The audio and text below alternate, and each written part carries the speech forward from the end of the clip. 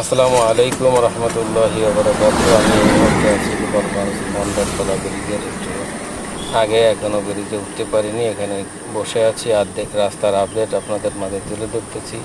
আমি যখন ভিডিও করছি তখন আমার সাইড থেকে যে গাড়িগুলো যাচ্ছে এত দ্রুত গতিতে যে মনে হচ্ছে আমাকে বাতাসে উড়িয়ে নিয়ে যাবে। রাস্তাঘাটে পুলিশ নাই, সেজন্য গাড়িগুলো খুব বেপরোয়া চলাফেরা করছে। দেখেন, গাড়ি দেখাচ্ছে আপনাদের কীভাবে যাচ্ছে। ইজি বাইক তো আছেই, তারপর দূরে দেখেন একটা বাস আসতেছে, এরপরে এই যে মোটরসাইকেল, তারপরে দেখতে পাচ্ছি দেখেন যে যাচ্ছে আমার সাইড কাটিয়ে আরেকটি গাড়ি গেল। তো এভাবেই চলছে। মাওয়া ঘাট আর একটা নৌকায় করে দুটো ভ্যান নিয়ে যাচ্ছে, যেহেতু গোপালগঞ্জ তো নৌকায় তাদের এখানে প্রাইভেট কার। আর একটা গাড়ির সামনে আসতেছে, দেখেন দ্রুত গতিতে কীভাবে যাচ্ছে।